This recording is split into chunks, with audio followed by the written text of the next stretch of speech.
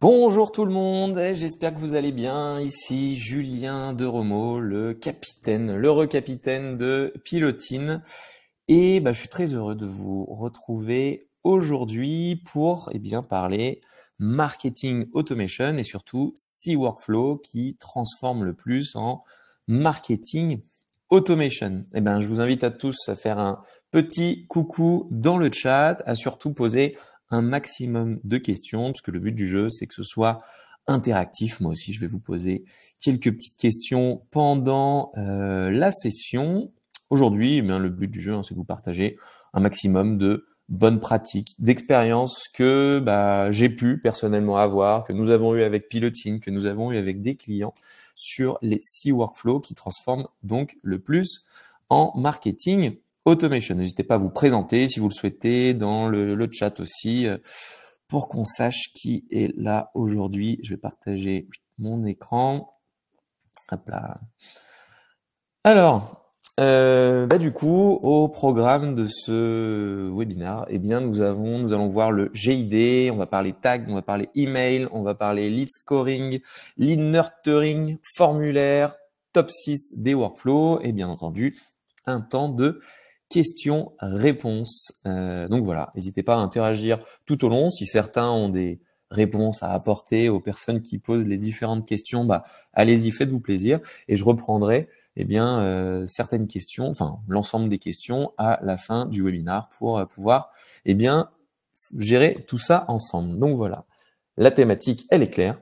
Vous donnez un maximum de billes pour mettre en place pour vous-même, pour vos clients si on est dans le même domaine, ou du coup juste pour voir un petit peu comment ça fonctionne et un petit peu la vision que vous pourriez avoir dans quelques mois ou quelques années, une fois que vous serez peut-être un peu plus structuré dans votre entreprise.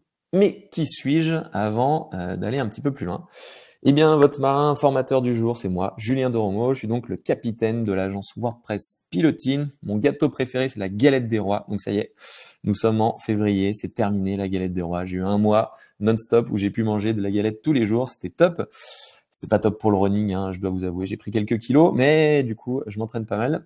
Et quelques faits d'armes en marketing automation. Du coup, je suis un heureux utilisateur de Zapier. Je dois être honnête. Depuis qu'on a mis en place d'autres stacks techniques, on l'utilise un petit peu moins, mais sinon, utilisateur de Zapier depuis 2016, mise en place d'ActiveCampaign pour les besoins de Pilotine en 2018. Puis chaque année, on générait à peu près 4000 leads, on avait à peu près 400 opportunités commerciales, 200 leads qualifiés et une centaine de clients. Donc, je pourrais vous partager un petit peu tout ça. Et désormais, nous sommes passés sur HubSpot depuis l'année dernière et on a accompagné une dizaine de clients aussi à utiliser HubSpot. Mais on a aussi mis en place et on connaît bien Pledzi, Brevo et donc ActiveCampaign, HubSpot, Pledzi, Brevo, Zapier, ce sont des outils qu'on utilise régulièrement. Donc du coup, voilà, je vous montrerai un petit peu tout ça. Alors, pourquoi faire? Pourquoi parler de marketing automation? Pourquoi on parlera aussi d'outils de CRM, etc., etc. C'est pour aligner nos différentes parties prenantes dans l'entreprise. Alors, si vous êtes tout seul dans votre boîte aujourd'hui, c'est pas très compliqué, vous avez de fortes chances d'être très aligné. Si vous êtes 2-3, ça va le faire encore. Aujourd'hui, chez Pilotine, on est 26. Chez certains de nos clients, ils sont 1500, voire 2000. Du coup, ça nécessite d'aligner un petit peu toutes ces personnes-là. Notamment, on voit à gauche le petit James, du coup, la personne qui est opérationnelle sur la partie marketing, qui se demande s'il fait tous les jours un petit peu plutôt du marketing, est-ce qu'il fait du commerce, il fait de la communication, c'est pas trop il en est. On a le business developer ou alors le commercial qui se dit que son taux de transformation est pas top, qu'il perd du temps, il n'arrive pas à avoir des leads qualifiés, assez qualifiés.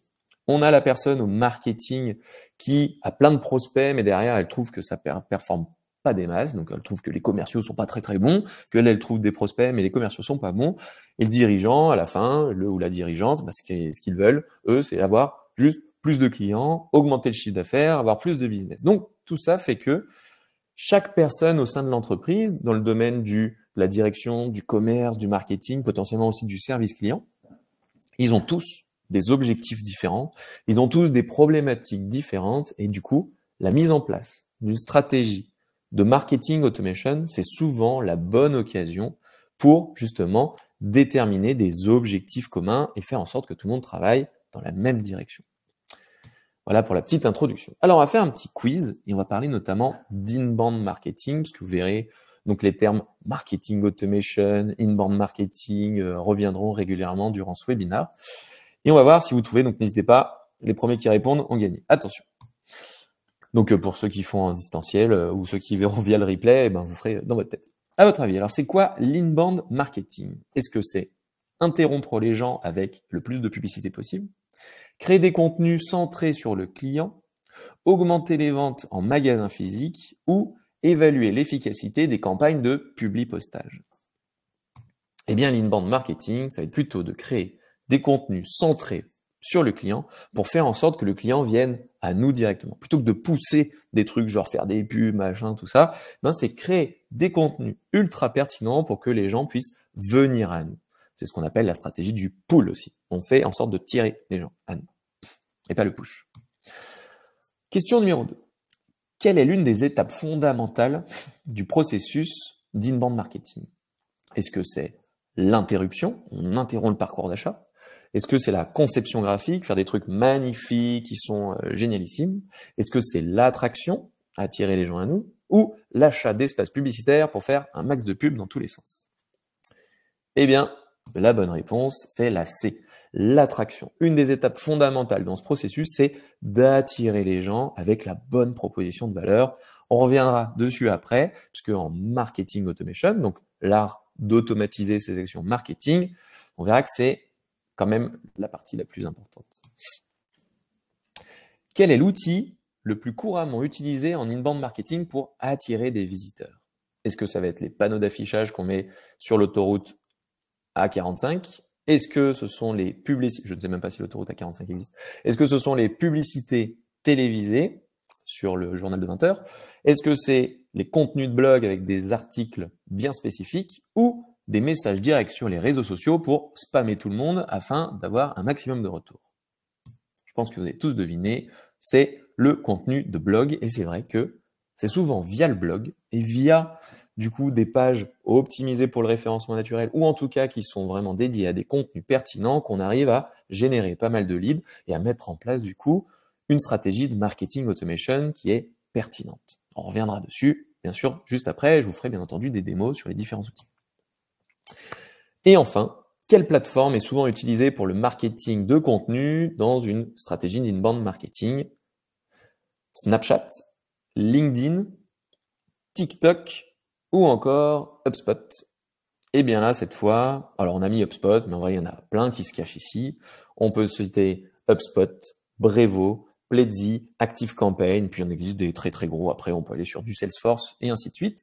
Mais donc du coup, c'est via ce type d'outil qu'en général, on va pouvoir outiller tous ces éléments-là. Si vous en connaissez d'autres, n'hésitez pas à les indiquer d'ailleurs dans le chat, dans les commentaires ou autres, à indiquer un peu les autres outils que vous pouvez connaître qui permettent de faire de l'inbound marketing ou du marketing automation. Il y en existe plein. On va revenir dessus juste après. Ah mais non, il restait une question. Quelle métrique est cruciale pour mesurer le succès d'une campagne d'inbound marketing et aussi derrière, de marketing automation? Est-ce que c'est le nombre de vues de la publicité, le coût par clic, le taux de conversion ou le taux d'engagement sur les réseaux sociaux? Eh bien, la réponse, c'est le taux de conversion. C'est vrai que quand on fait une stratégie d'inbound marketing, le but du jeu, c'est d'avoir des visiteurs qui viennent sur notre page, mais d'avoir un maximum de gens qui vont après laisser leurs coordonnées pour pouvoir derrière mettre en place ces fameux scénarios de marketing automation. Sans transition, on passe sur, du coup, un des concepts qui est fondamental quand on parle de marketing automation, d'inbound marketing, même de prospection digitale, de LinkedIn, de newsletter, de posts sur les réseaux sociaux, de je ne sais quoi. Quel que soit le canal sur lequel vous communiquez, encore plus si vous êtes dans un business comme le mien, c'est-à-dire que vous êtes en B2B, que vous êtes dans de la prestation de services, que vous êtes sur des services qui coûtent un petit peu cher ou des produits qui coûtent un petit peu cher où il y a besoin d'avoir beaucoup de conseils, d'expertise, que vous voulez valoriser l'expertise que vous avez dans votre boîte, eh bien, le GID est un élément important. C'est-à-dire que vos contenus, il faut qu'ils répondent à ces 3 lettres. Il faut que vos contenus soient gratuits, intéressants et désintéressé. Alors quand je parle de désintéressé, c'est le plus désintéressé possible. Par exemple, si on prend un contenu qui est gratuit, intéressant et désintéressé, ça pourrait être un livre blanc, un guide, un webinar, un tuto, je ne sais quoi. Si on prend l'exemple de ce webinar, il est gratuit. Vous aviez juste à rentrer votre adresse mail pour vous connecter.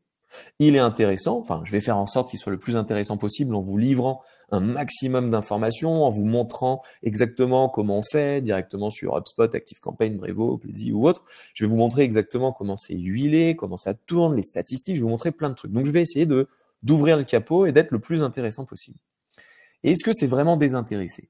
Alors, vous avez raison, j'ai parlé un petit peu de pilotine au début, j'en reparlerai peut-être un petit peu au milieu, un petit peu à la fin, mais en tout cas, ce n'est pas du tout une communication pour mon agent, je ne suis pas là pour faire ma pub, parce que si je fais trop ma pub, qu'est-ce que vous allez vous dire? Bah, ce contenu, il est pas intéressant, il a fait que sa pub, j'ai rien compris, il y avait rien, voilà, ça ne servait à rien. Donc il faut que vos contenus soient les plus désintéressés possible. Faire sa pub, pourquoi pas, mais de manière vraiment mitigée. Un contre-exemple total d'un contenu GID, c'est une plaquette commerciale. C'est un mail que vous allez envoyer à quelqu'un en disant bonjour, je suis gestionnaire, je suis conseiller en gestion de patrimoine. Est-ce que vous voulez faire un super audit? Je pourrais vous conseiller des super placements financiers. Bah, ça, c'est ni intéressant ni désintéressé. Un livre blanc qui parle que de vous ou que de vos produits ou une brochure commerciale, voilà, c'est typiquement un contre-exemple. Ok.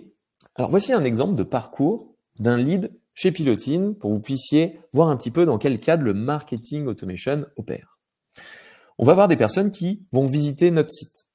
Depuis notre site, par exemple, ils vont aller vers le formulaire de contact, ils vont regarder en bas, ils vont potentiellement après, peut-être ils vont rien faire. Ils vont visiter notre site une fois via le référencement naturel.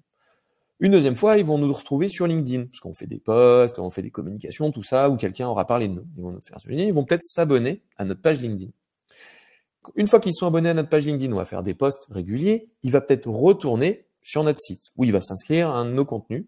Mais en tout cas, il va cliquer sur un des posts et atterrir sur un des contenus qu'on a mis en avant. Si c'est un contenu de type guide, eh ben, il va commencer à télécharger un contenu premium. Mais il pourrait aussi s'inscrire à un webinar, remplir un des formulaires que je vous montrerai après, et ainsi de suite. C'est-à-dire qu'on va commencer à capter le lead.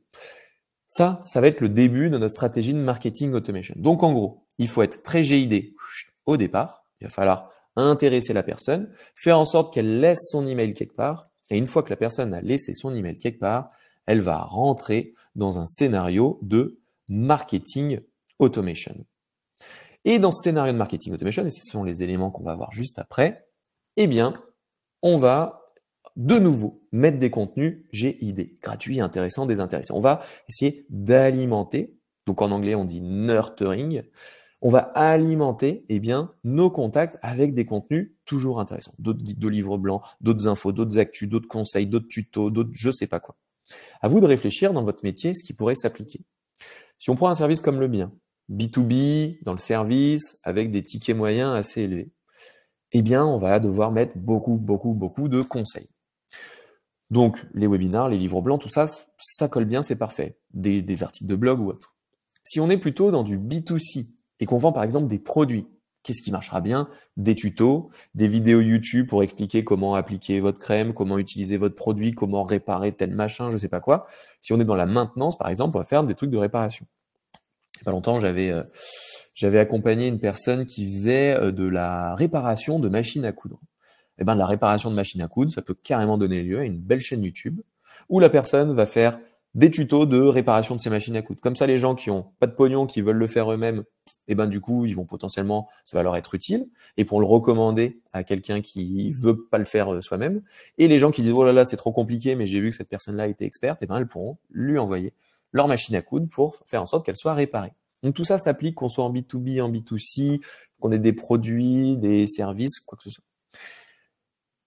Tout ça pour dire que, une fois qu'on est rentré dans le scénario de marketing automation et qu'on va recevoir plusieurs communications, eh ben, on va avoir un scoring qui va être basé sur les interactions avec notre site, nos mails, nos formulaires et ainsi de suite. Plus le score de notre contact va évoluer, va augmenter, plus on va pouvoir déterminer que ce lead n'est plus froid, mais qui va devenir peut-être tiède ou peut-être chaud, voire chaud bouillant, chaud patate. Une fois qu'il est chaud bouillant, chaud patate, bon, en général, il vous a même contacté en disant « Coucou, j'ai besoin de vous, il faut que je vous achète un truc ». S'il n'est pas chaud bouillant, chaud patate, vous allez potentiellement pouvoir faire une prise de contact avec ce lead qualifié pour faire en sorte de créer une opportunité commerciale et plus tard de faire un closing ou de perdre le lead si jamais c'est foutu, il est passé chez la concurrence. Ça marche essentiellement en B2B ou en B2B ou en B2C, sur des produits assez élevés. Prendre le temps de prendre son téléphone. Si on est sur des services qui sont pas trop chers ou des produits pas trop chers, on va automatiser un maximum les actions et via le scoring, on pourra déterminer de nouveaux workflows. Voilà un petit peu pour le scope d'un parcours d'un lead typique chez nous, mais qui peut marcher aussi chez vous. Donc à vous de vous creuser la tête de quels sont les types de contenus que je vais pouvoir créer pour attirer le chaland. Pour vous montrer un petit exemple. Hop, je vais aller sur le site de Pilotine. Je vais sur le site de Pilotine et on va pouvoir regarder les différents appels à l'action qu'on peut retrouver sur le site. Par exemple, si je me trouve ici dans ressources, je clique là, on a un modèle de cahier des charges. Ce modèle de cahier des charges, alors il ne va pas être tout seul puisqu'on a créé d'autres contenus. Mais par exemple, il est bien mis en avant et surtout, des gens peuvent nous trouver en tapant comment créer un modèle de cahier des charges de site WordPress ou des choses comme ça.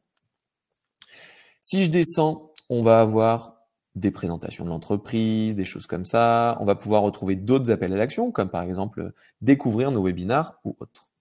Si je vais maintenant sur une page WordPress, je vous montrerai après, on va pouvoir trouver d'autres éléments encore. Quand on est sur nos ressources digitales, on va retrouver pas mal de contenu. Donc ça, c'est le nerf de la guerre pour générer du lead qualitatif. Créer des contenus intéressants, de type, comment augmenter ses leads x4 avec la prospection digitale, passer à la prospection digitale, Google Analytics, se mettre en conformité RGPD, et j'en passe. Tous les sujets, en gros, qui peuvent intéresser vos clients. Vous avez forcément, dans votre entreprise, dans votre startup, dans votre business, des contenus que vous avez créés pour vos clients, des emails grands comme ça que vous avez fait pour expliquer un concept à je sais pas qui. Et du coup, il suffit de reprendre ces informations, c'est-à-dire les questions que les gens vous ont déjà posées 1, 2 ou 3 fois, de les remettre en forme et ça vous fait, comme par magie, un super contenu. Si je vais sur la page création de site, par exemple, on va retrouver d'autres types de contenus. Là, par exemple, on a un Typeform. Un Typeform, c'est un formulaire qui va permettre ici, dans notre cas, par exemple, en 2 minutes, de recevoir le budget de notre projet. Si je clique sur ces parties, j'ai juste à répondre à quelques questions, bim bam boum, ok. Et à la fin, on va me demander, bien entendu, mon adresse email, mais par email, nos contacts, les leads qui vont remplir ça, recevront automatiquement une évaluation du prix que pourrait coûter le site internet qu'ils aimeraient créer avec nous. Tout ça pour vous dire qu'il existe énormément de possibilités de captation de leads.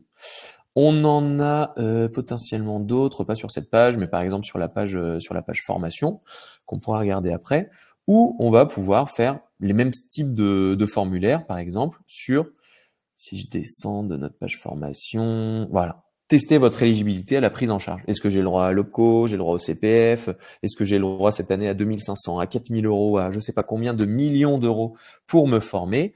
On a créé plein de contenus pour ça. Les gens nous posaient régulièrement la question, rien de mieux que de faire un formulaire où à la fin, ils laisseront certes leur email, mais pour leur rapporter une réponse qualitative ou leur créer un contenu très qualitatif, qu'ils vont pouvoir télécharger et derrière, qui vont pouvoir repartir avec de l'expertise, du conseil, tout ça, ce qui est en lien avec ce que vous vouliez valoriser. Ok, donc tout ça pour revenir sur notre petit schéma. Parce que bien entendu, on va appliquer sur les workflows. Alors, on a différentes étapes qu'on retrouve normalement avec un modèle, ce qu'on appelle AARRR.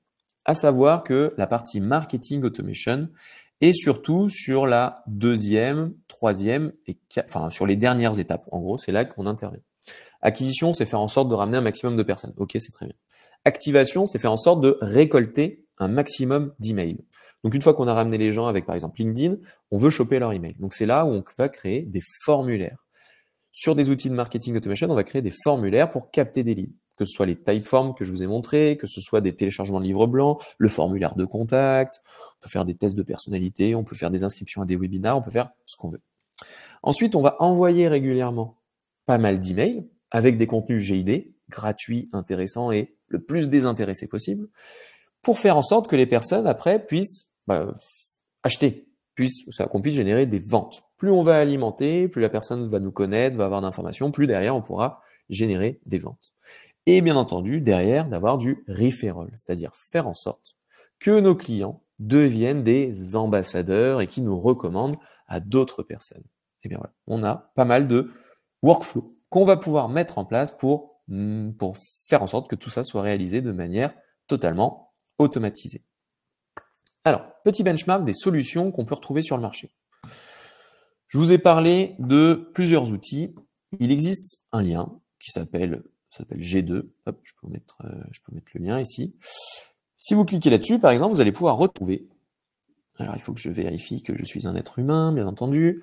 On va pouvoir vérifier là-dessus la liste intégrale des outils. Attends, il faut que je contacte. Hop là. La liste complète des outils qu'on peut retrouver en marketing automation. D'ailleurs, ce qui est cool sur G2, c'est que vous voyez, quand on clique sur View Full Grid, là, sur la droite, on peut voir en fait une petite map. Cette petite map, eh bien, c'est tous les outils qui existent sur le marché. C'est là où on peut retrouver, par exemple, en haut à droite, on a HubSpot, on peut retrouver ici notre copain ActiveCampaign, j'ai parlé de Brevo, j'ai parlé de Pledzi, où est-ce qu'il se cache Pledzi il est bien caché, et on en a plein d'autres. Insider, Braid, machin, bidule, Klaviyo, je sais pas quoi, Salesforce et tout. Donc, tout ça pour vous dire qu'il existe tellement d'outils que il y a à boire, il y a à manger et tout ça, il faut faire un petit peu son marché. Ce genre de plateforme vous permet de voir tout de suite qui est leader, là où vous prenez le moins de risques, qui a eu les meilleures notes, qui est le plus utilisé, et ainsi de suite. Donc voilà, avec G2 ou Capterra, qui est l'outil, qui est la version française pour trouver les outils les plus pertinents par rapport à votre business, eh bien vous avez plusieurs informations. Si je fais un petit peu ma top sélection, dedans je rajouterai aussi Brevo, qui va être le plus accessible en termes de prix, mais on retrouve Pledzi, 100% inbound et très intelligent, donc c'est-à-dire qu'il va créer justement tout ce qui est marketing automation, tout ça sera créé de manière totalement automatisée. Donc ça fait un peu, ça popote, et du coup, ils vont envoyer régulièrement les contenus les plus pertinents par rapport aux actions qu'ont pu réaliser les contacts dans notre base de données, sur notre site internet, sur nos formulaires, etc., etc. Donc ça, c'est pertinent. C'est-à-dire que si vous êtes un petit peu flemmard, et via Pledzi, au moins, tous les éléments seront automatisés. Ça, c'est pas mal. HubSpot maintenant, donc plutôt leader dans le domaine, avec des prix un peu moins accessibles, faut l'avouer, c'est un petit peu plus cher, mais du coup, on va dire là, au moins, on prend pas de risque. On prend pas de risque avec HubSpot. Nous, par exemple, pour nos propres besoins chez Pilotine, on est passé de ActiveCampaign à HubSpot dernièrement. Là, on a toutes les fonctionnalités qui sont bien intégrées. On va pouvoir faire remonter tout ce qui est SEO, SEA, tout ce qu'on fait via les réseaux sociaux, et tout va être vraiment mis au même endroit. Et on a ActiveCampaign. ActiveCampaign va être beaucoup plus accessible en termes de prix. Il intègre toutes les briques, CRM, marketing, automation, il se greffe bien à votre écosystème. Il sera un peu plus accessible et il fait beaucoup de choses, mais attention, ça peut vite devenir usine à gaz. En gros, si vous êtes néophyte, que vous voulez commencer à vous y mettre sans prendre trop de risques, en prenant une solution française, etc., etc., vous avez Pledzi ou vous avez Brevo qui vont bien. Si vous avez l'esprit un peu geek, que vous êtes un peu aventurier, que vous voulez aller un petit peu plus loin et tout ça, ActiveCampaign sera pas mal. Et en termes de prix, on s'y retrouvera bien. Si vous êtes plutôt dans une boîte qui commence à être costaud, que vous avez pas mal de gens à mettre en synergie, le commerce, le marketing, le service client, que vous avez des gros enjeux de développement ou autre, voilà, HubSpot sera souvent le plus approprié. Quoi qu'il en soit, par exemple, si vous avez besoin d'infos ou de tutos, n'hésitez pas à me recontacter sur LinkedIn. Vous tapez Julien de Romo sur LinkedIn, vous pouvez m'ajouter. N'hésitez pas à m'ajouter d'ailleurs en lien avec le webinaire que vous êtes en train de regarder ou si vous le regardez en replay, à m'ajouter, comme ça on restera en contact. Et si jamais vous avez besoin d'informations parce que vous ne savez pas quel outil choisir, avec plaisir pour vous aiguiller, parce que nous, on est complètement indépendants de toutes ces solutions. Par contre, on a une très bonne connaissance, on a une connaissance fine de ces différentes solutions, donc avec plaisir pour vous filer des tuyaux. Au niveau de la planification et des objectifs, quand on est débutant, c'est-à-dire qu'on n'a pas de site internet ou une petite base de données, le but du jeu va être en général de générer du trafic, de vous donner de la visibilité à ce moment-là. Quand on est dans l'étape intermédiaire, on a déjà un site, un blog qui est en place, on a quelques contenus pertinents téléchargeables, on a une bonne base de données. Là, ça va être de convertir un maximum et de mettre en place les premiers scénarios de marketing automation pour faire du nurturing et alimenter vos contacts avec du contenu GID. Je vais le répéter peut-être plusieurs fois, hein, mais des contenus gratuits, intéressants et désintéressés. Vous allez choper du trafic. Vous avez déjà un site, c'est cool, mais créer des contenus encore plus pertinents, faire en sorte que les gens téléchargent vos contenus, récolter des emails et après pouvoir les générer, les transformer en leads via des scénarios de marketing automation. Et si vous êtes expert, vous avez déjà un site opérationnel, vous avez plein de contenus, vous avez une grosse notoriété, vous générez déjà beaucoup de leads, c'est d'utiliser le marketing automation pour mieux qualifier et mieux convertir vos leads. C'est-à-dire faire en sorte que les personnes au commerce ne passent pas leur journée à appeler des gens qui ne sont pas qualifiés, mais se concentrent uniquement sur des personnes qui vont vraiment être dans votre cible, qui sont vraiment en capacité d'acheter votre produit ou votre service et qui sont prêts à passer à l'acte d'achat. Donc faire en sorte de vous aider à filtrer tout ça et à gagner énormément de temps. Voici les quelques fonctionnalités dont vous pourriez avoir besoin si vous êtes débutant, intermédiaire ou expert. Un débutant, il a surtout besoin d'un outil qui permet de gérer du contenu. Il a besoin d'avoir des formulaires pour capter ses premiers leads, formulaire de contact, formulaire de téléchargement, etc. Et il a besoin d'une brique emailing, parce que son objectif, c'est toujours de générer du trafic et ses premiers leads.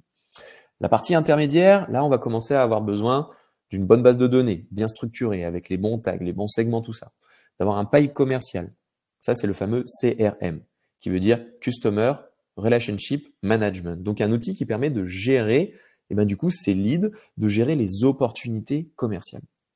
On va avoir un tracking sur le site web pour savoir qui visite quelle page, etc. On va faire de la segmentation, on va personnaliser les interactions, on va avoir besoin de mettre en place du scoring pour donner un score justement à nos leads, à nos prospects, pour justement regarder qui est froid, qui est tiède, qui est chaud, qui commence à devenir très très mature et à qui il va falloir passer un coup de fil. Mettre en place des workflows. Les workflows au niveau intermédiaire sont essentiels parce que c'est eux qui vont permettre d'alimenter en contenu vos contacts et de drip marketing pour envoyer des campagnes mail. Et enfin, sur la partie expert, là, on va pouvoir avoir besoin de gestion de campagne multicanal, de mettre en place de l'A/B testing, de faire du conversationnel, d'avoir des rapports détaillés, quoi qu'il en soit, mais surtout de faire en sorte d'être beaucoup plus sélectif sur vos leads et de pouvoir, via le marketing automation, les filtrer automatiquement pour ne passer du temps que sur les leads extrêmement qualitatifs. En termes de budget, combien ça peut coûter ? Ça dépend de votre profil, ça dépend de vos ressources. Si vous êtes débutant, vous pouvez très bien attaquer avec Pledzi One, Active Campaign Lite, HubSpot Starter ou Brevo. Brevo qui est à 49 € par mois, si je dis pas de bêtises. Avec ces outils, vous en avez entre 0 et 50 € par mois. Ça permet très facilement de commencer. Si vous êtes en mode intermédiaire, vous allez prendre la version supplémentaire de chacun de ces outils. Pledzi, ça va devenir Stark ou Iron. HubSpot, vous allez passer en mode professionnel. Active Campaign sur la version plus. Et Brevo, il y a une version aussi un peu plus avancée. Là, les budgets vont commencer à être entre 80 et 800 € par mois.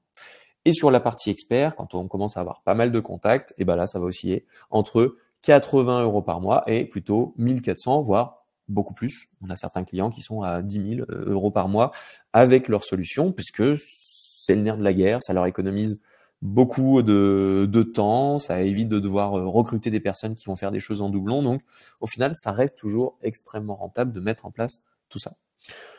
Donc, voilà. Alors, bien entendu, vous recevrez toute la présentation, la présentation par mail une fois que ce webinaire sera terminé. Donc, vous retrouverez tous ces éléments, mais voilà à peu près ce que ça peut coûter quand on commence, quand on est au milieu ou quand on devient expert et qu'on a besoin de passer vraiment la seconde et d'avoir une grosse stratégie d'inbound marketing et de marketing automation.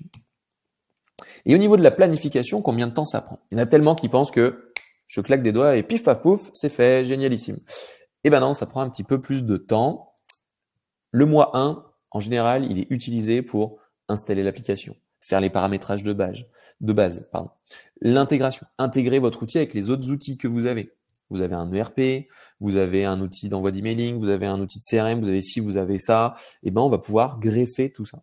Vous avez une solution qui permet de faire des webinars, vous avez une solution qui crée des formulaires comme Typeform. Vous avez un Calendly pour faire de la prise de rendez-vous en ligne. On peut connecter l'ensemble de ces outils avec Brevo, Pledzi, Active Campaign, HubSpot, etc. Donc, premier mois, on met en forme. Et surtout, on va se former. Il existe pas mal de centres de formation. Pilotine en fait partie, mais vous en avez plein qui le font, via des fonds OPCO ou via du CPF vous permettent de monter en compétences sur ces trucs-là. Donc, n'hésitez pas à contacter des organismes de formation certifiés Calliope et qui proposent ces types de prise en charge pour monter en compétence sur ces outils. Sur le mois 2, eh bien, on va commencer à rajouter ces bases de données, tester, mettre en place ces templates, mettre en place les workflows, déterminer le pipe CRM, commencer à le tester, etc. On est dans une phase où on va créer des contenus, on va faire des tests et on va améliorer tout ça. Entre le mois 4 et 8, c'est la concrétisation. Toutes les équipes vont prendre en main. Si vous êtes tout seul, bien entendu, les temps sont raccourcis. Si vous êtes 2, un petit peu plus long. Si vous êtes 5, etc. Prise en main par les équipes et adaptation entre le mois 4 et 8 et exploitation sur le long terme par la suite. Donc, on va dire au minimum, pour avoir une solution vraiment mature, fonctionnelle, c'est 4 mois. Au maximum, il n'y a pas de limite. On a eu des cas où ça a pris 1 an, ça a pris 2 ans, ça a pris, des fois ça a jamais pris. Mais la majorité des personnes qu'on accompagne, c'est entre 4 et 8 mois pour faire en sorte d'avoir quelque chose vraiment d'effectif. Mais ça peut être des gros projets. Si vous mettez en place d'énormes solutions comme SAP, Salesforce ou autre, il n'est pas rare d'entendre parler, alors nous on n'est pas sur ce type de client-là, mais d'entendre parler de projets qui peuvent mettre 2-3 ans pour se concrétiser. Et ça nécessite énormément de formation, énormément d'acculturation, d'accompagnement, de tout ça. Bon, quoi qu'il en soit. On va passer sur les 10 erreurs à ne pas faire et après, bien entendu, je vous montre les workflows et je vous montre comment ça fonctionne en ouvrant le capot. 10 erreurs à ne pas faire en marketing automation. 1. Vouloir faire tout de suite le système parfait. C'est la grosse erreur. Par exemple, sur mon post LinkedIn, si certains ont vu mon post LinkedIn qui parlait de ce webinaire, je vous ai fait une petite vidéo, un petit screen, un petit enregistrement d'un des scénarios qu'on a, que je pourrais vous montrer. C'est le scénario qui est en lien avec tous les participants au webinaire. Dès qu'une personne s'inscrit sur un webinaire, elle a toutes ces étapes qui se réalisent. Ça, c'est un truc qu'on a fait en fait en plusieurs étapes. Mais vouloir faire tout de suite le workflow hyper poussé avec tout plein d'étapes dans tous les sens, super automatisé, machin, c'est le meilleur moyen, 1, d'y passer beaucoup trop de temps. 2, de faire en sorte d'être allé trop loin et en fait, il y aura pas mal d'étapes dans votre workflow sur lesquelles personne ne passera. De créer des fois un trou noir. Moi, j'avais les premières fois que j'ai découvert les workflows, j'ai découvert le marketing automation, j'ai eu des étoiles dans les yeux, donc j'ai créé des trucs de ouf en disant si la personne elle clique là, ça lui envoie tel mail, après du coup ça l'ajoute à telle liste, après on fait ça, après on fait ça, après on fait. J'ai fait 1 milliard de trucs, certes. Alors j'étais content à la fin. Mais du coup, je voyais que quand une personne rentrait dans le truc, au bout de quelques semaines, elle disparaissait. J'avais créé des trous noirs mystiques. Donc tout ça pour dire que il faut pas voir trop compliqué tout de suite. Des fois, les choses les plus simples sont celles qui vont fonctionner le mieux. Et on va revenir dessus juste après. Erreur numéro 2, avoir aucun contenu GID. Donc ça va avec l'erreur numéro 3, ne pas être gratuit, ne pas être intéressant et ne pas être désintéressé. C'est tout ça qui fera en sorte que ça ne fonctionnera pas, donc soyez un maximum GID. En 4, devenir spammer. Le genre de scénario automatisé. Oui, parce que workflow, en français, on peut dire scénario automatisé, on retrouve aussi automatisation. Mais le genre de scénario automatisé où on va envoyer un premier mail, on attend 3 jours, on en envoie un autre. Et tous les 3 jours, boum, boum, boum, on envoie un mail. Un peu comme les gens qui vous spamment des fois sur LinkedIn. Vous voyez, ils vous envoient un message privé, puis encore un autre, puis un autre, puis un autre, puis un autre. Ils s'arrêtent jamais. Ils s'en foutent en fait que vous en foutiez aussi. Tant que ça envoie, ils envoient. Ça en termes d'image de marque, pas top, pas top. Et surtout en termes d'efficacité, pas top. Parce que vu que votre image de marque sera dégradée, que la personne, au final, elle n'en a rien à cirer. Donc souvent, elle va vous bloquer, ou elle va se désabonner, ou elle va faire ci ou ça. Et en fait, on abîme l'intégralité de nos statistiques.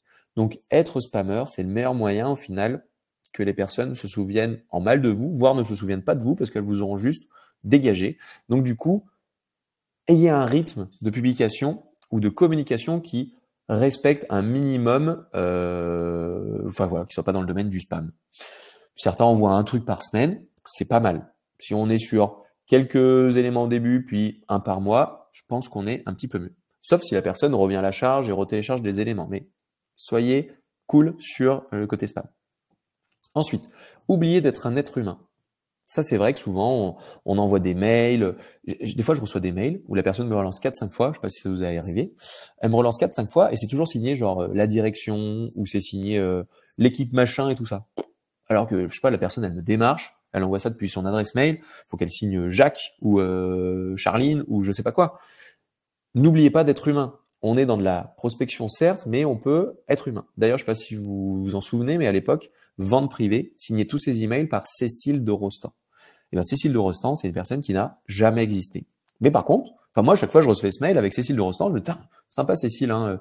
Je me dis, je sais pas, ça doit être la directrice, la fondatrice, j'en sais strictement rien qui c'est Cécile. Mais en tout cas, son message avait plus de valeur que si c'était envoyé depuis la direction de vente privée. Donc, n'oubliez pas d'être un être humain. Ça fonctionne vachement mieux si c'est vous qui contactez vos prospects. Surtout si vous êtes en B2B. Si vous êtes en B2C, à la rigueur, ça peut peut-être moins bien fonctionner. Mais en B2B, carte blanche pour envoyer des emails en votre nom ou en le nom de quelqu'un, mais en tout cas d'humaniser vos communications. En 6, ne pas structurer un plan d'action. Avoir un plan d'action clair dans le temps, ça sera le meilleur moyen de cadencer tout ça et je vous montrerai un exemple de plan d'action. 7, se concentrer sur les mauvaises métriques. C'est-à-dire de ne pas regarder les bons trucs, de juste regarder les visiteurs de son site, mais pas regarder le nombre de conversions, pas regarder le taux de closing, pas regarder tout ça. Il y a pas mal de statistiques qu'il va falloir suivre. Essayez de regarder celles qui sont les plus pertinentes pour votre business. En 8, ne pas faire de tests. Finaliser son workflow, boum, le mettre live et c'est parti mon kiki. Non, ça du coup, il va falloir peut-être tester. Tester les mails, est-ce qu'ils s'affichent bien, cliquer sur les images, cliquer sur les pièces jointes si vous envoyez des pièces jointes, cliquer sur les boutons, des liens, tout ça. Sinon, alors ça marchera, hein, mais vous allez avoir des gens qui disent pourquoi je reçois ça, tiens ça marche pas, j'ai cliqué, ça fait ci, ça fait ça. Donc testez un maximum vos automatisations. En 9, ne pas utiliser les données de la base pour segmenter. Plus vous allez segmenter votre base, plus vous allez pouvoir envoyer des messages pertinents. Donc il faut bien segmenter tous ces éléments-là via les tags, via les interactions que font les gens avec votre site, via leur scoring, pour envoyer les informations les plus pertinentes. Et 10, ne pas segmenter sa base de données. C'est le minimum pour envoyer des communications pertinentes à vos utilisateurs. Voilà au niveau des erreurs. Maintenant, on va voir notre top workflows. Donc, les workflows, ce sont les scénarios automatisés qu'on va pouvoir envoyer depuis les différentes plateformes comme HubSpot, ActiveCampaign, Brevo, Pledzi ou autres. Ces workflows, on va pouvoir les paramétrer. Donc, il y a de la technique derrière. Il va falloir paramétrer tout ça avec ce qu'on appelle un déclencheur, puis des actions. Et il existe certains workflows qui fonctionnent mieux que d'autres, que je vais vous montrer maintenant. Alors, le premier workflow qui fonctionne bien, ça va être celui en lien avec le formulaire de contact. Quand une personne vous contacte, souvent, on n'en voit rien. Ou il y a le petit message en mode « Merci beaucoup pour votre demande de contact, on reviendra vers vous ». Eh bien, nous, ce qu'on fait, par exemple, chez Piloty, nous, pour nos clients, c'est qu'on envoie tout de suite un mail pour le remercier pour notre message. Comme ça, les personnes qui sont très pressées, même, elles vont répondre à ce mail en disant « Ouais, n'hésitez pas à nous contacter, c'est très pressé, machin ». Les personnes qui ne sont pas forcément pressées, au moins, elles auront eu un contact de notre part, donc elles se diront « Ok, c'est bien pris en compte ». Ensuite, on a une notification du commercial, parce que les workflows ne concernent pas que des envois d'emails. Ça va concerner aussi des actions qui vont vous permettre de faire en sorte que votre process soit nickel, tenu au cordeau, qu'il soit tenu au pied de la lettre, en tout cas qu'il soit bien respecté, et faire en sorte que ces actions automatisées vous permettent d'avoir un process qui soit tenu sur le long terme et qui soit cohérent et que vous pourrez faire évoluer si besoin. Dire demain, vous avez un nouveau commercial qui arrive, il ne sait pas quoi faire. Et là, il y a un formulaire de contact qui tombe, certains vont répondre en 2 minutes, d'autres vont répondre en 24 heures, d'autres vont mettre 4 semaines à répondre. D'autres vont même pas être au courant parce qu'en fait, c'est pas envoyé la bonne adresse mail, j'en sais rien. Donc avec ça, votre client est au courant, il a le petit merci, on verra après les messages qu'on envoie. Votre commercial a été notifié, l'un ou l'autre des commerciaux a été notifié, et ensuite, il y a une tâche qui a été mise par exemple dans le CRM pour qu'il y ait une prise de contact sous 24 heures. Ce qui permet de dire dans votre stratégie, je souhaite que tous mes clients soient contactés sous 24 heures, grâce à ce workflow, vous allez faire en sorte que votre client, que votre prospect soit contacté sous 24 heures. Il y a d'autres actions qui sont réalisées, l'enregistrement dans la base de données, l'ajout d'une opportunité dans votre CRM pour pouvoir suivre tout ça. Si c'était pas automatisé, certes, vous allez me dire, ça, je pense à le faire et tout. Oui, vous pensez à le faire. Une fois, vous pensez à le faire 2 fois, puis une fois, oh mince, j'ai oublié. Puis hop, là, j'ai pas mis le truc dans le CRM, et puis après, ça part en cacahuète. Pour l'avoir vécu, personnellement, ça part en cacahuète, et des fois, à la fin de l'année, on se dit, bien, j'ai oublié de te rappeler telle personne, et je sais pas quoi. Donc, ce workflow permet vraiment de tenir un process qui fonctionne bien. Workflow numéro 2.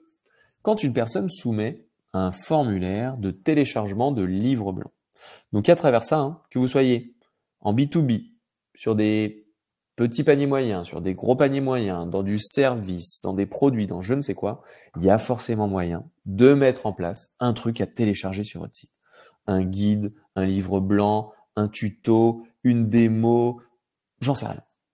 En tout cas, mettre en place ce formulaire de téléchargement. Une fois que la personne soumet ce formulaire, via le workflow, pareil, boum, on enregistre dans la base de données. Boum, on peut ajouter ou pas une opportunité dans le CRM. Ça dépend de quel téléchargement a été réalisé. Derrière, on va lui envoyer le contenu que la personne a demandé. Elle a demandé un calcul automatisé, si c'était calculer le prix de votre site. Elle a demandé un livre blanc, elle a demandé, j'en sais rien. On lui envoie le truc. Et c'est tout. Ça sert à rien d'envoyer un pâté de texte de 150 km de long pour faire votre promo au passage en disant « Alors, oui, tu as demandé ça, mais du coup, pense bien à t'abonner à ça, pense à faire ci, pense à faire ça. » En gros, ce qui est important, c'est qu'à chaque message que vous envoyez, qu'il y ait une ou deux informations que vous allez envoyer. Si vous demandez à la personne de réaliser plus de une ou deux actions, en général, il y a de fortes chances qu'elle en réalise zéro, parce qu'elle sera perdue, elle dira « Wow, il y a trop de trucs, je comprends rien », elle va passer à la suite. Donc, concentrez vos contenus pour que la personne réalise au moins l'action que vous souhaitez qu'elle réalise. Donc là, par exemple, c'est télécharger le contenu et c'est tout. Ensuite, nous, ce qu'on fait en général, c'est qu'on attend 3 jours, ou 5 jours, ou 7 jours, ça dépend. On attend 3 jours, et après, on lui envoie un petit mail pour dire « Alors, qu'est-ce que vous en avez pensé? Est-ce que vous avez des retours à faire ?» On a pas mal de gens qui nous répondent en nous donnant des moyens d'améliorer notre contenu, qui nous font des retours en disant « Merci beaucoup, ça m'a bien aidé », qui nous posent des questions complémentaires ou autres. Donc ça nous permet vraiment d'être au contact de nos leads, c'est-à-dire de notre communauté qui est enregistrée en gros dans notre CRM et notre outil de marketing automation. Et plus on va être en contact avec eux, plus ils vont nous faire ressortir des trucs du terrain. On dit, c'était sympa, mais il manquait ça. C'était sympa, et d'ailleurs j'ai adoré ça. Comme ça, on sait qu'on va passer plus de temps à améliorer tous ces éléments. Et surtout, ces personnes-là, derrière, elles vont être un petit peu fidélisées. Ça deviendra peut-être des prescripteurs ou ça deviendra peut-être des clients à jour parce qu'ils seront contents du contenu qu'on leur a envoyé. Je ne sais pas si vous avez remarqué, mais en fait, il n'y a pas d'étape après. Et il n'y a pas d'étape après parce que ça sert à rien d'insister comme des gros lourdingues. La personne a demandé un téléchargement de livre blanc, à la rigueur, et c'est ce qu'on fait, on va l'inscrire à notre newsletter, comme ça elle recevra peut-être une nouvelle actu par mois, mais ça sert à rien de dire « Alors qu'est-ce que t'en as pensé ?» puis 3 jours après, « Alors qu'est-ce que t'en as pensé ?» puis 3 jours après, « D'ailleurs t'as pas vu ?» puis Donc on évite d'être trop insistant. Mais le but du jeu, c'est via nos newsletters, via nos posts sur les réseaux sociaux, notamment LinkedIn, on mettra en avant d'autres contenus, d'autres téléchargements afin de pouvoir continuer à alimenter en contenu la personne. Allez, on passe au suivant. Consultation de la page tarif du site. Alors, par exemple, sur le site de Pilotine, il n'y a pas de page tarif, mais ça peut fonctionner si vous êtes dans du SaaS ou autre, mais ça marche bien. Dès qu'une personne va sur la page tarif de votre site, vu que vous avez mis en place le tracking via votre outil comme HubSpot, Brevo ou n'importe quoi, vous avez mis en place un tracking, ce qui fait que dès qu'une action est réalisée sur votre site, par exemple, la personne visite telle page, alors, on peut faire un petit mail pour prendre des nouvelles, plus envoyer un contenu. La fausse bonne idée serait de contacter la personne en disant « Bonjour, je viens de voir que vous êtes allé sur ma page tarif et du coup, j'aimerais bien vous proposer absolument ce produit-là. » Fausse bonne idée parce que 1, la personne va se sentir traquée, ce qui est le cas. 2, la personne va se sentir spammée. 3, la personne va se sentir agressée. Enfin, en tout cas, alors, potentiellement, ça peut marcher, hein, parce que vous êtes vraiment hors dedans. Mais il y a peu de chances qu'en termes d'image de marque et tout, on arrive à tenir sur le long terme. Donc du coup, ce que je vous propose plutôt, c'est d'envoyer un petit mail comme si de rien n'était, comme si, oh, c'est par hasard, on envoie un petit mail alors que vous venez de contacter, de vous mettre sur la page tarif. Sinon, ça fait peur. Et du coup, c'est plutôt, vous prenez des nouvelles, alors du coup, ça fait longtemps qu'on s'est pas vu, j'en sais rien, et vous envoyez un contenu, j'ai idée, comme, je sais pas, le prochain webinar, un livre blanc, vous allez donner des conseils supplémentaires à la personne. Si elle a besoin de vous, elle était sur la page tarif. Si elle a besoin de vous, elle va dire « Ah, c'est l'occasion », elle va vous répondre. Si elle n'a pas besoin de vous, vous la laissez tranquille et puis elle recevra de nouveau les newsletters et puis peut-être elle verra les posts sur vos réseaux sociaux et ainsi de suite. Mais du coup, on laisse tranquille ces personnes-là, mais on peut quand même prendre quelques petites nouvelles. Et bien entendu, ça va permettre d'augmenter le score du contact sur votre CRM. On va lui donner par exemple 1 point, 10 points ou je ne sais pas combien de points, ce qui va permettre un jour ou l'autre de dire « Ah, cette personne, elle a contacté 3 fois la page tarif, elle a téléchargé 4 livres blancs, elle a fait ci, elle a fait ça. » Du coup, il faudrait peut-être l'appeler et d'envoyer une notification à votre commercial.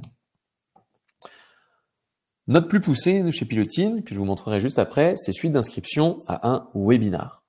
Quand la personne s'inscrit à un webinar, elle va recevoir le lien pour participer le jour J, plus un contenu gratuit, intéressant, désintéressé. On envoie un petit bonus. Vous l'avez tous reçu. Ensuite, 1 heure avant le webinar, vous avez un petit lien. Ah, c'est dans 1 heure, puis on avait mis un petit jeu, un truc comme ça. 10 minutes avant le webinar, il y a celui qui c'est parti. 2 heures après le webinar, on va vous envoyer le replay avec la présentation. Je crois qu'on l'a changé du coup maintenant, ça sera même plutôt demain matin. Demain matin, vous recevrez du coup le replay de cette session plus la présentation. Et 5 jours après le webinar, eh ben, on va vous demander si vous avez retenu des choses de ce webinar, si vous avez pu mettre en application. Et on pourra vous envoyer d'autres contenus gratuits, intéressants et désintéressés. Alors vous qui participez aujourd'hui, n'hésitez pas, et d'ailleurs je serais très heureux, si vous pouviez prendre le temps de répondre à cet email pour me dire vraiment ce que vous avez pensé du webinar, me dire s'il y a des choses à améliorer, s'il y a des choses que vous auriez aimé voir, pour que ça me donne d'autres billes pour les améliorer par la suite, ça serait vraiment génial ici. Voilà, vu que c'est cramé, vous savez un peu que ce truc sera automatisé, il y a de fortes chances que vous disiez, bon, c'est le truc automatisé de Julien, mais s'il vous plaît, vu que vous participez, répondez, parce que moi, ça me donne énormément d'informations très pertinentes, et comme ça, on reste en contact, et c'est pas mal, ça me permet d'avoir plus d'infos, plus de billes. Donc, s'il vous plaît, répondez, ça serait top. Quoi qu'il en soit, on enregistre dans la base de données. Si jamais ce sont des webinars que vous organisez qui sont stratégiques, qui présentent une offre, qui font une démo produit, vous pouvez ajouter une opportunité au CRM ou envoyer une notif au commercial. Mais sinon, vous pouvez le laisser tranquille. Je vous ai mis 10 scénarios prêts à l'emploi que vous pouvez retrouver dans la présentation. Je ne vais pas les détailler maintenant parce qu'il ne reste pas beaucoup de temps. Je vais vous montrer exactement comment fonctionne la popote, notamment avec HubSpot. Mais vous pourrez retrouver celui-là. Un onboarding client, onboarding collaborateur, relance de prospect ayant reçu une offre commerciale, réponse suite au remplissage formulaire, on l'a vu, réponse aux candidatures spontanées, retour d'un salon professionnel, garder contact avec ses prescripteurs, prospecter une cible précise, donc là de la pure prospection, le téléchargement livre blanc, on l'a vu, l'inscription au webinaire, on l'a vu, consultation page tarif, on l'a vu, le contact qui a atteint un score suffisant, et ensuite l'inscription à la newsletter. À la rigueur, je pourrais vous mettre le contact qui a atteint un score suffisant, qui est celui-là, où bah là, du coup, on va avoir de nouveau la notification à un commercial. Donc, par exemple, le score dépasse les 100 points de votre contact. Et ben, vous allez peut-être envoyer un mail ou alors notifier le commercial et de nouveau déclencher une prise de contact sous 24 heures. Allez, c'est parti pour les petites démos. Alors, au niveau des démos, donc là, je suis sur l'interface de HubSpot. N'hésitez pas, hein, si vous avez des questions auxquelles je pourrais répondre après. Donc là, je suis sur l'interface HubSpot. Sur cette interface, eh ben, j'ai par exemple ici mes performances des différents canaux marketing. On a pas mal de reporting disponibles. On a la partie gestion des contacts, gestion des conversations, marketing, vente, commerce, service client, automatisation, marketplace, machin, plein de trucs. C'est cool. On retrouve ici toutes les visites sur le site internet. On voit que par exemple, nous en B2B, il y a un petit peu moins de monde le samedi et le dimanche, par exemple. Bon, voilà, c'est comme ça. On voit l'origine des leads par source. Par exemple, on voit qu'on a eu 452 nouveaux leads via les interactions qu'on a par email, via Typeform, via pas mal d'outils dont je vous ai déjà parlé. On en a, sur 452, on en a la moitié qui viennent de ça, Typeform ou autre, 78 qui viennent en trafic direct, 73 via la recherche naturelle, 34 via les réseaux sociaux, on en a un petit peu via renvoi, donc c'est-à-dire des sites qui parlent de nous, et par référencement payant, on en a vraiment pas beaucoup, on en a 4. 3 ou 4. Donc du coup, c'est pas énorme. On voit que la majorité, c'est quand même les interactions via nos formulaires, les gens qui nous connaissent déjà, les réseaux sociaux et le référencement naturel. Quoi qu'il en soit, ce qui est cool avec ces outils, c'est qu'on retrouve tous ces éléments. Et là, en toute transparence, donc sur les 30 derniers jours, voici ce qui a été généré par formulaire. Donc on voit qu'on a eu 54 soumissions de notre fameux template du cahier des charges. Comme je vous l'ai dit, nous, si vous tapez template, cahier des charges, site WordPress ou comment créer un cahier des charges de site WordPress, je sais pas quoi, boum, on arrive souvent dans les premiers résultats de Google. Donc, via le référencement naturel, on va générer, donc là, par exemple, sur les 30 derniers jours, 54 personnes qui ont téléchargé notre fameux guide. On en a 44 qui nous ont contactés directement via le formulaire de contact, 35 via le template stratégie réseaux sociaux, qui est vraiment pas mal, je vous le recommande. Si vous savez pas trop comment organiser votre stratégie social média, ce template est vraiment nickel chrome. C'est Romain chez nous qui l'a fait, il est vraiment top. Notre typeform de maturité digitale, notre typeform de budget de site internet, notre guide SEO, et ainsi de suite. Vous voyez, on en a plein. On a beaucoup de pages, 5 pages là, avec tous les derniers formulaires. qui ont permis de générer des trucs. On a budget, site design, pilot tips, machin, vidéo. Bon, comme quoi, vous l'avez compris, en avoir un de trucs à télécharger, c'est cool. On voit qu'on a eu 54 téléchargements, mais au final, c'est les petites rivières, non, les petits ruisseaux là qui vont faire la grosse rivière. Parce qu'au final, chaque petit ruisseau fait qu'à la fin, on a 452 personnes tous les 30 jours qui vont interagir avec nous, qui vont télécharger un contenu, qui seront des leads très froids pour l'instant, ils ne sont pas encore chauds patates, mais du coup des leads quand même. Donc plus vous allez accumuler des contenus gratuits, intéressants et désintéressés, plus vous générez des leads. Et d'ailleurs, on voit beaucoup de gens s'arrêtent au fameux formulaire de contact ou demander un devis gratuit. Bah, c'est celui-là. Alors certes, il est cool, on a 44 soumissions, donc 44 soumissions sûrement très très qualitatives, mais sur 452, c'est même pas 10%. Donc en gros, quand on n'a qu'un formulaire de contact ou un formulaire de demander votre devis gratuit, eh bien, on se ferme 90% de leads potentiels. Donc c'est un peu dommage. Ok, après on voit le nombre total d'envois des emails, les emails marketing qui sont envoyés avec les taux d'ouverture, les clics sur nos publicités, bon, plein de trucs.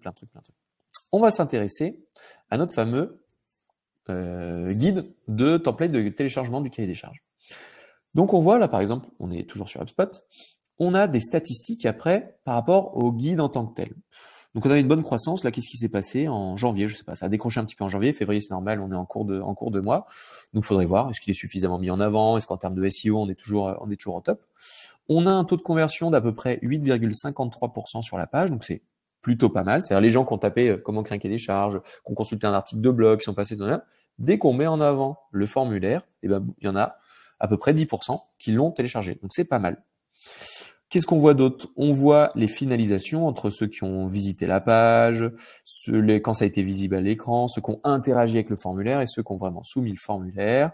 On voit si c'était des nouveaux contacts ou des contacts déjà existants. On voit qu'on a 23% de nos contacts qui ont déjà téléchargé le truc. Et après, on voit depuis quelle page, eh bien, ils ont complété tout ça. Parce que notre formulaire n'est pas présent que sur une page, il est présent sur plein de pages. Il est sur la fameuse page télécharger notre cahier des charges, ok, mais sur combien coûte un site internet, qui est un article de blog, sur comment créer son site avec WordPress, agence Digital Lyon, faire ci, faire ça, enfin, il est présent sur plein de pages, et on a les taux de conversion sur chaque page. On voit que celle qui performe le mieux, c'est la page de base, où on va le retrouver, on a 30% de conversion. Quoi qu'il en soit, ce contenu-là, il est bien, et il est lié à un formulaire, certes, mais il est lié à un workflow.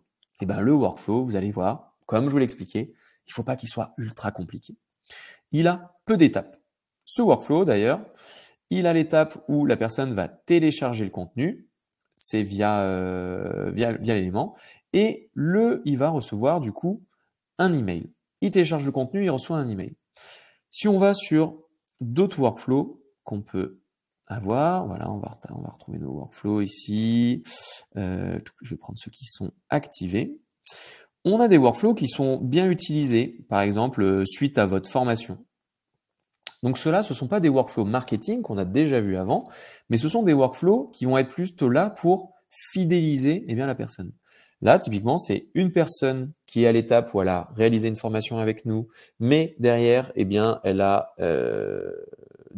finalisé la formation, et on va attendre 6 mois avant, donc on attend 180 jours, et 180 jours après, on regarde, et elle va du coup recevoir ce petit email. Donc un email qui sera envoyé de la part de Sandrine.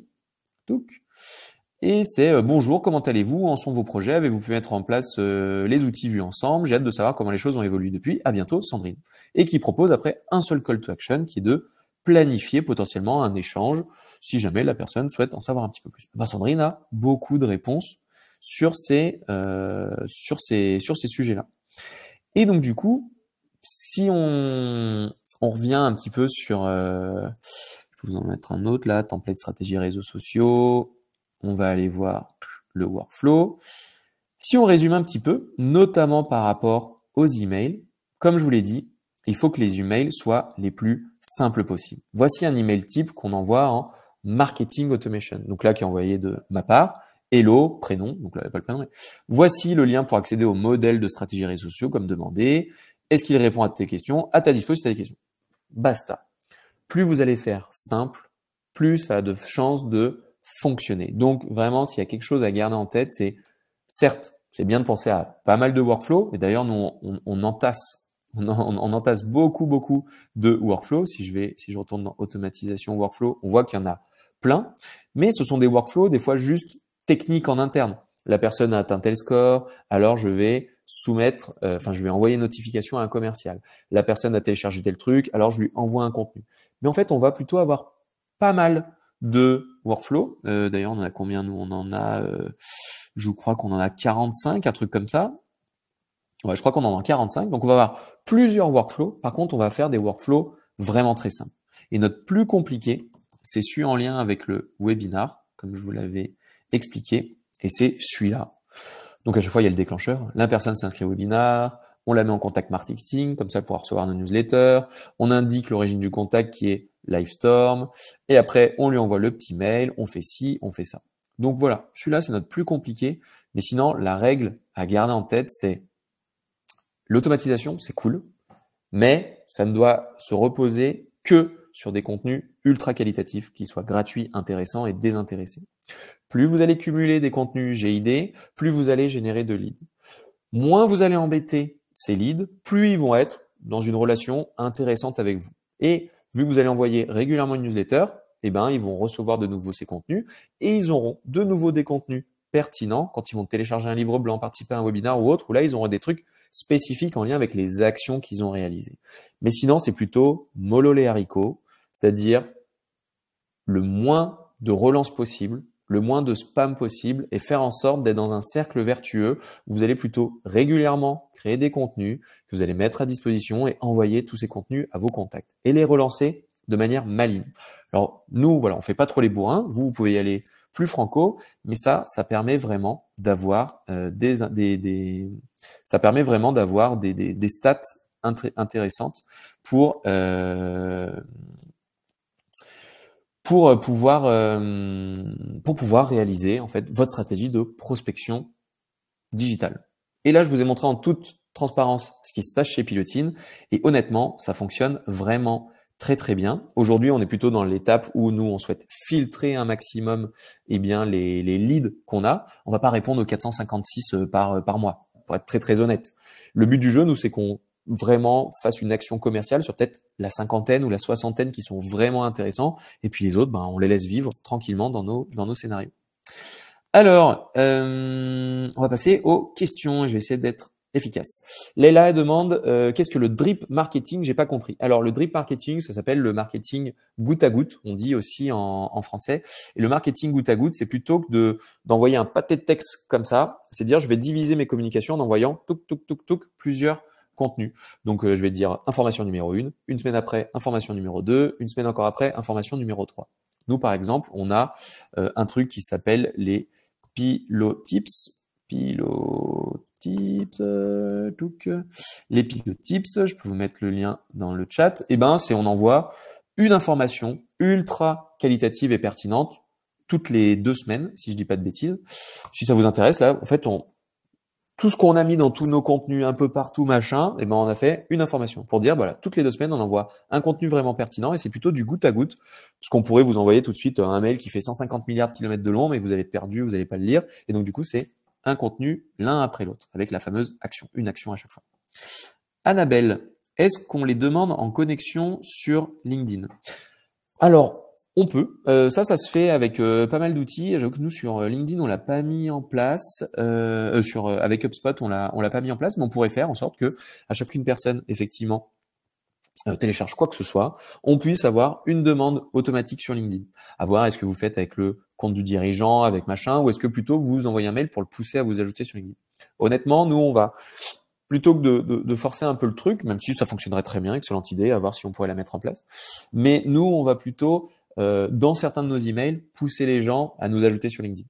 Les gens, par exemple, qui postulent chez nous, qui font une candidature, on leur dit, c'est cool, on n'a pas de poste en ce moment, tout ça est automatisé, hein. On dit, on a détecté que tu avais besoin d'un job et tout ça, on n'a pas de poste, mais n'hésite pas à nous suivre sur LinkedIn pour rester au courant, etc., etc. Mais du coup, on pourrait automatiser, effectivement, la demande de connexion sur LinkedIn. Emmanuel nous demande pourquoi le passage sur le CRM HubSpot. Très bonne question. Comme je vous l'ai dit, nous, on avait ActiveCampaign avant et on était pas mal. Hein. On avait un budget peut-être de 400 ou 500 euros par mois. Vu que moi, il y avait le côté où je l'avais mis en place en 2018, le côté un peu geek, j'avais mis en place plein de trucs. Mais du coup, c'était devenu un peu usine à gaz. L'ergonomie est pas top. Le temps de chargement est un petit peu moins bon. Et au final, bah, c'était devenu tellement une usine à gaz qu'on commençait à s'y perdre un petit peu. Parce que l'ergonomie, voilà, elle est pas homogène. Tu vas sur une page contact, tu vas sur une page scénario, tu vas sur une page machin. À chaque fois, c'est des trucs un petit peu différents. Et du coup, onboarder, donc c'est-à-dire intégrer un nouveau collaborateur chez Pilotine et lui expliquer comment fonctionne HubSpot, c'était un petit peu l'enfer. Ça nécessitait pas mal de ActiveCampaign, pardon. C'était un petit peu compliqué. Et en fait, avec HubSpot, on a voulu vraiment prendre un outil beaucoup plus costaud qui nous aide à gérer tout. Maintenant, avec HubSpot, on gère aussi les devis. On va mettre en place sûrement la brique service client. En fait, on a vraiment un truc all inclusive. Alors, il est beaucoup plus cher, hein, pour être très honnête. On a multiplié le budget par 3, mais il est sûrement 3 à 4 fois plus performant pour nous. Donc, je regrette absolument pas l'investissement. Et on a du coup la direction, moi et mon associé, et surtout l'équipe commerciale, l'équipe marketing, et chacun du coup interagit de manière beaucoup plus performante depuis qu'on a mis en place HubSpot. Donc c'est un choix qui était extrêmement judicieux, mais je ne le recommande que quand vous êtes prêt financièrement et en termes d'équipe. Mettre en place HubSpot alors qu'on était 2 dans la boîte, aucun intérêt. Pour être très honnête, aucun intérêt. Brevo, Pledzi, ActiveCampaign feront très bien le job.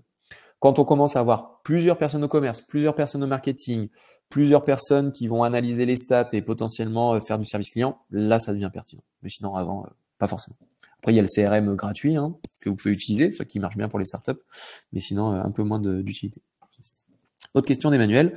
Quand un visiteur ou lead froid sur un article de blog, quand un visiteur va sur un article de blog et que nous avons déjà son email, est-il possible de l'inscrire dans un workflow? Oui, tout à fait. C'est-à-dire dès qu'une personne a été captée, dès qu'elle a laissé une fois son adresse mail, en gros, elle est foutue. C'est-à-dire qu'on saura exactement sur quelle page elle est allée, qu'est-ce qu'elle a téléchargé, on sait tout l'historique. Je voulais pas forcément montrer, mais par souci de confidentialité, si je vais sur la page, le profil de quelqu'un, notamment si je vais sur ton profil, Emmanuel, typiquement, boum, on voit exactement ce que tu as fait, ce que tu as téléchargé, ce que tu as consulté, on voit tout. Voilà, il y a le côté un peu personne en gros ne regarde exactement ce que vous faites. Le but c'est d'automatiser des choses en fonction de ces comportements-là. Et typiquement, tu pourrais dire oui, j'ai vu que tu as visité tel truc. C'est juste que là, ça pourrait faire peur. Typiquement, Emmanuel, si toi tu reçois un mail où je te dis hey, j'ai vu que tu avais regardé tel contenu et tout, tu vas dire oulala, la prochaine fois, j'irai pas sur ton site parce que je suis épié à chaque fois. Donc du coup, je pense qu'il faut le faire de manière un peu plus maligne et plutôt dire tiens, ça fait longtemps qu'on s'est pas vu, voici une nouvelle actualité, ou de donner un nouveau contenu, tiens, je t'invite à mon prochain webinaire, tiens, je t'invite à un petit déj, j'en sais rien.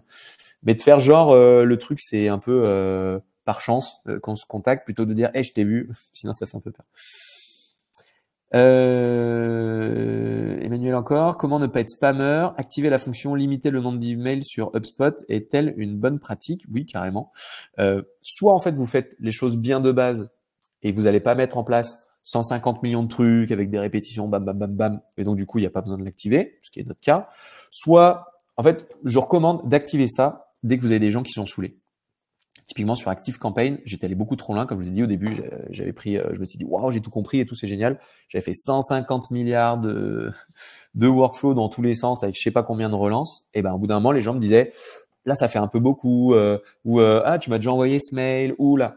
Et là, ça vaut le coup de se dire, je suis peut-être allé un petit peu trop loin, donc je vais potentiellement activer un nombre d'emails limité. Mais dans notre cas, si la personne télécharge un livre blanc, s'inscrit à un webinar, fait ci, fait ça, elle a réalisé 4 actions différentes. Donc, c'est un peu normal qu'on lui envoie 4 emails différents par rapport à l'action qu'elle a, enfin, c'est même elle qui a demandé qu'on la contacte. Et plutôt niveau relance, du coup, on va le faire mollo, comme je disais, avec soit une relance, soit voire pas de relance, et faire en sorte plutôt qu'elle soit tenue au courant une fois par mois via une newsletter personnalisée et autres. Alors sur HubSpot, pour attribuer un score à un lead, comme sur ActiveCampaign, sur Brevo, je suis pas sûr qu'il y ait le scoring à revérifier, et comme sur Pledzi. Donc du coup, vous avez en fait un endroit où vous pouvez attribuer un score comportemental ou autre. Donc du coup, vous pouvez attribuer un score, HubSpot, tac. Donc, je vais mettre le lien hop là dans le chat.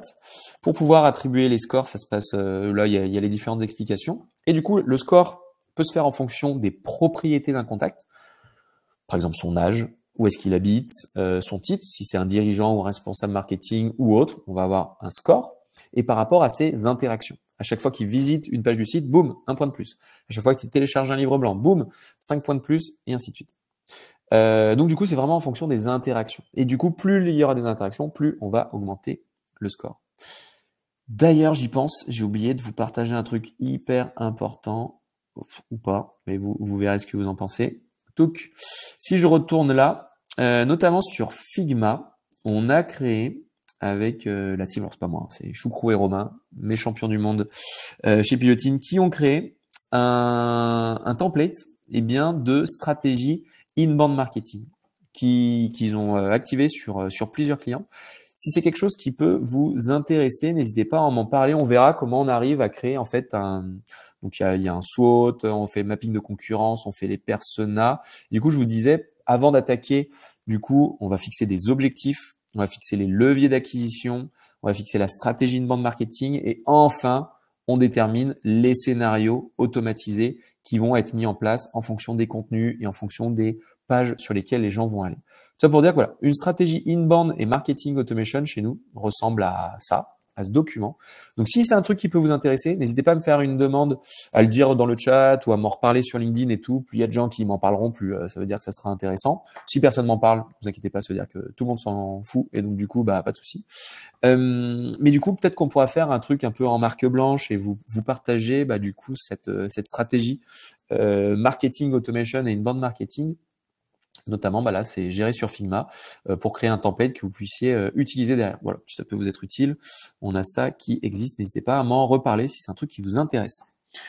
Alors, autre question. Combien de mails en moyenne dans un workflow? Alors, pour Emmanuel, en moyenne, moi, je dirais 2 maximum. Si on est sur 2, on est pas mal. Par contre, on va pouvoir après faire des notifications en interne, notifications au commercial et tout ça, d'avoir des trucs internes. Mais sinon, en externe, dans un workflow de base, type, il télécharge un livre blanc, il participe à un truc, un machin, 2, ça me semble très bien. Allez, 3, 4 maximum. Et si vous dépassez 4, vous devenez clairement un spammer.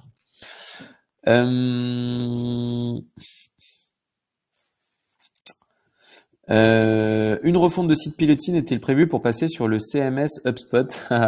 Eh bien, une refonte du site de Pilotine est prévue, mais pour passer sur Gutenberg. Nous, on est des spécialistes de WordPress et avec WordPress, on a énormément de possibilités. Et donc, du coup, on va faire une refonte de notre site qui est aujourd'hui avec le classique éditeur de WordPress et ACF. Et on va le passer sur Gutenberg, qui est la version native de WordPress. Et du coup, ça c'est en cours et le site devrait sortir prochainement, ce qui nous permettra d'avoir plus de rapidité, plus d'options et faire des choix graphiques et marketing pour la partie SEO plus performant, mais du coup pas sur le CMS HubSpot. William, comment gérez-vous la limite de contact marketing imposée par HubSpot qui ne fait qu'augmenter au fil du temps grâce au workflow? Eh ben, c'est de très bonne question, William, c'est de nettoyer régulièrement sa base de données, notamment potentiellement les gens qui n'ont pas interagi depuis plus de 6 mois, de les dégager. Donc, à tester, par exemple, dans ton cas, William, de pouvoir dire, au bout de 6 mois, déclenchement d'un workflow, tous les gens, donc le déclencheur, tous les gens qui n'ont pas eu d'interaction, qui n'ont pas cliqué sur les mails, depuis plus de 6 mois, on les enlève des contacts marketing, parce que sinon, effectivement, au bout d'un moment, en termes de budget, ça commence à augmenter. Donc, c'est vrai que ça sert à rien de payer pour des gens qui n'interagissent plus avec votre entreprise. Donc, soit vous faites quand vous voyez que vous atteignez le quota, vous dites allez go, gros nettoyage manuellement, soit vous faites un nettoyage automatique pour exfiltrer du coup les contacts qui n'interagissent plus avec vous. Et ça sera bien normal, des gens ont changé de job, des gens ont peut-être réalisé le projet et donc sont passés par un concurrent, des gens ont fait ci, des gens ont fait ça, et du coup de nettoyer régulièrement ces infos. Via le scoring aussi, c'est important, en disant potentiellement tous les gens qui ont un score de moins de 0, parce qu'on peut faire des scores négatifs, tous les gens qui sont à moins de 0, je les dégage. Je sais pas, ça va dégager peut-être les concurrents, les gens qui sont désabonnés, les gens qui ont fait ci, qui ont fait ça. Et du coup, de ne conserver que les personnes qui ont un score au-dessus de 0, par exemple. Voilà, on peut faire... il y a plein de techniques. Je pense qu'on est pas mal. On a largement dépassé le timing. N'hésitez pas à me mettre un petit commentaire sur ce que vous avez pensé de ce webinaire. Est-ce que vous avez appris des trucs? N'hésitez pas à mettre une note. 5 sur 5 si c'était génialissime, 0 sur 5 si vous avez strictement rien appris, que vous pourriez rien mettre en place, ça vous a pas été utile du tout. Et mettre un petit commentaire, comme ça me permettra d'améliorer les prochains. Quoi qu'il en soit, en attendant que vous mettiez vos petits éléments, je vous invite, donc j'ai 2 call to action pour ma part.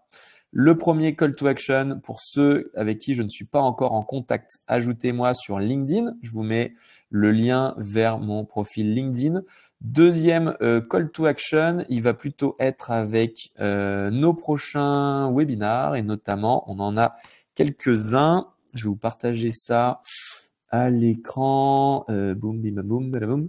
On a du coup votre prospection LinkedIn pour faire pleuvoir des leads le 12 mars. Donc, ça sera prospection LinkedIn manuel, automatisé, semi-automatisé. On verra mes meilleures pratiques pour prospecter sur LinkedIn le 12 mars. Le 9 avril, on verra les 10 optimisations SEO d'une page web avec notre partenaire Webmedia qui fait partie du même groupe que nous. Donc voilà, et notamment, ça sera avec Aglaé, 9 avril, SEO. Ensuite, le 7 mai, ChatGPT SEO, comment tirer profit de l'IA pour votre référencement et le faire convenablement pour pas se faire dégager par Google. Et enfin, et du coup, en profiter pour se donner encore plus de visibilité. Et le 4 juin, comment vendre grâce à l'emailing en 2024. Bien entendu, on rajoutera sûrement quelques petites dates entre-temps, mais du coup, vous avez les prochaines dates des prochains webinaires que vous pourrez retrouver directement sur le lien que je vous ai mis, où il suffit de taper Pilotine, webinar, et vous tomberez sur la page sur notre site internet qui référence les prochains webinars. En tout cas, j'ai été extrêmement content de vous présenter tout ça aujourd'hui. J'espère que vous avez appris plein de trucs. On reste en contact. N'hésitez pas à poser toutes vos questions sur le replay, dans les commentaires si jamais vous en avez. Et puis avec grand plaisir pour vous aider. Excellente journée et à bientôt. Ciao, ciao.